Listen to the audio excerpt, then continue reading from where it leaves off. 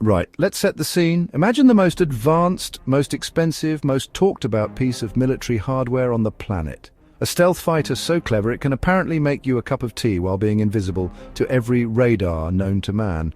This is the F-35 Lightning II. It's America's $9 trillion baby, the undisputed king of the skies, or so we thought. Then one crisp autumn afternoon over the Baltic Sea, something happened. Something so utterly preposterous, so biblically embarrassing that generals in the Pentagon probably choked on their donuts. A plucky little Swedish fighter, the Saab Gripen, did the impossible. It snuck up on the F-35, got a missile lock and shot it down. In a simulated dogfight, of course, but the message was sent. The king, it turns out, was stark naked. This wasn't supposed to happen. Ever. The F-35 is designed from its very first rivet to its last line of code to prevent this exact scenario. It's a ghost of phantom. You're not supposed to see it coming. You're supposed to be flying along, minding your own business, and then suddenly, poof, you're a cloud of very expensive confetti. Yet here was the Gripen, a fighter built by the same country that gave us flat-pack furniture and meatballs, not only seeing the F-35, but getting close enough to say, tag, you're it, with a theoretical missile. It was the equivalent of turning up to a Formula One race in a souped-up Volvo and not just keeping up, but lapping the lead Mercedes. It was a moment of pure, unadulterated shock.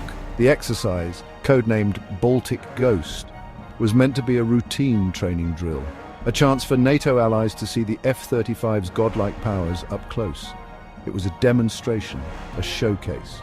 The F-35 pilots probably climbed into their cockpits that morning expecting a gentle cruise, a bit of showing off for their European cousins. Instead, they were met with a hornet's nest.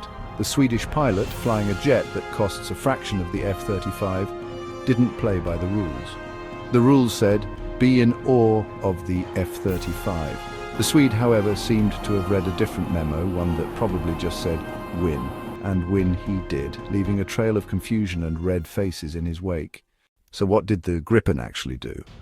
Well, it didn't just get lucky. This wasn't a case of the F-35 pilot spilling coffee on his controls. The Gripen achieved what is known in the business as a mission kill, using a combination of its own advanced radar, a clever piece of kit called an infrared search and track, or IRST system, and data shared from other sources. The Gripen managed to build up a complete picture of where the invisible F-35 was. It saw the unseeable. Once it had a lock, it was game over. In a real war, the F-35 would have been toast. The Gripen essentially proved that there's more than one way to find a needle in a haystack, especially if you set the haystack on fire. The sheer audacity of it is what's so magnificent. The F-35 relies on its low observability, which is a fancy way of saying it's really, really hard to spot on radar. It's shaped like a stingray made of angles, all designed to bounce radar waves away from the receiver. But the Gripen didn't just use radar, it used its ARST, a sort of super advanced thermal camera. You see, even a stealth fighter has to obey the laws of physics. Moving through the air at hundreds of miles per hour creates friction, which creates heat. An engine, even a very advanced one, is basically a furnace. The ARST doesn't look for a radar reflection, it looks for that heat signature, a faint warm glow against the cold emptiness of the sky, and it found it. This is why it was so surprising. The entire philosophy behind the F-35 is that it will see its opponents long before they see it. It's meant to be a sniper picking off targets from 100 miles away without them ever knowing it was there. The Gripen turned the tables completely. It refused to play the sniper's game. Instead, it turned into a knife fighter. It used its agility, its advanced networking capabilities, and its alternative sensors to get in close, inside the F-35's comfort zone. It was like a boxer dodging a knockout punch and then landing a series of jabs to the ribs.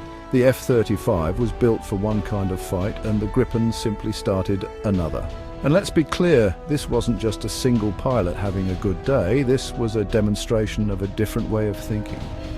The Swedes, who haven't been in a war for 200 years, have spent that time thinking about how to defend themselves against a much larger enemy.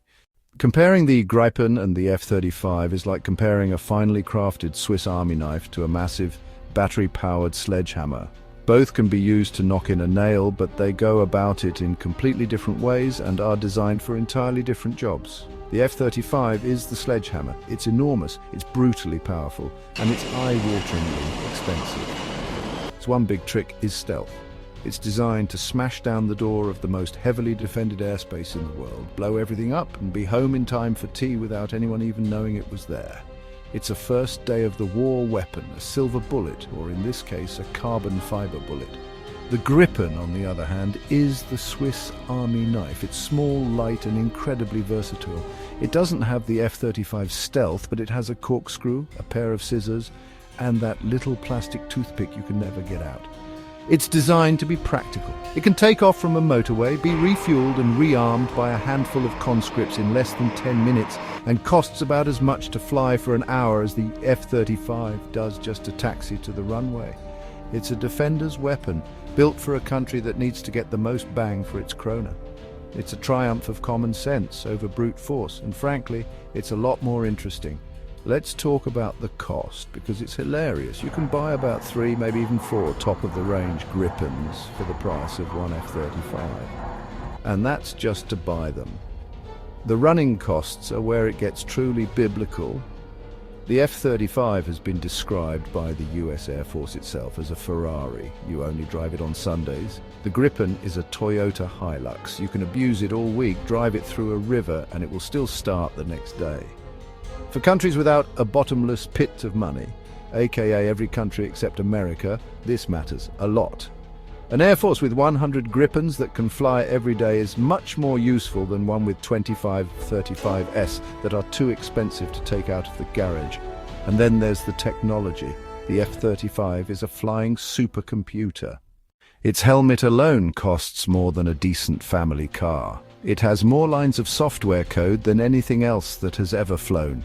This is both its greatest strength and its most spectacular weakness.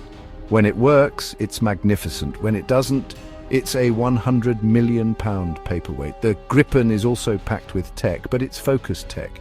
Its systems are designed to be easy to use, easy to upgrade, and, crucially, reliable.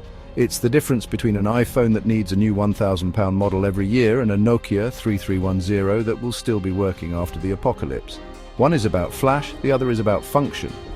The genius of the Gripen isn't that it tries to be a stealth fighter on the cheap, it's that it doesn't try at all. The designers at Saab looked at the problem of modern air combat. Right, everyone is obsessed with being invisible to radar. But what if we assume the enemy will see us eventually? What then? This is a fundamentally different question, and it leads to a fundamentally different aeroplane. Instead of pouring all their resources into making the jet disappear, they poured them into making it the smartest, most adaptable, and most survivable fighter they possibly could. It's not about hiding, it's about winning a fight you're not supposed to be in. One of the Gripen's best party tricks is electronic warfare. It's a bit like witchcraft for aeroplanes. The F-35 tries to be invisible by being the wrong shape for radar. The Gripen makes itself invisible by shouting very loudly. Its advanced EW suite can jam enemy radars. It creates so much noise and confusion the ground operator can't tell a jet from a flock of digital seagulls. It can create ghost aircraft. One Gripen can look like a whole squadron. The enemy goes on a wild goose chase while the real jet slips through a gap. Less a ghost, more a poltergeist, throwing things around to distract you. It's cleverness, not stealth, that won the day. And the sky has never looked more interesting. The age of easy invisibility is over. The hunters are learning new tricks. And on one bright day in 2025, they proved to the world that there was a better way.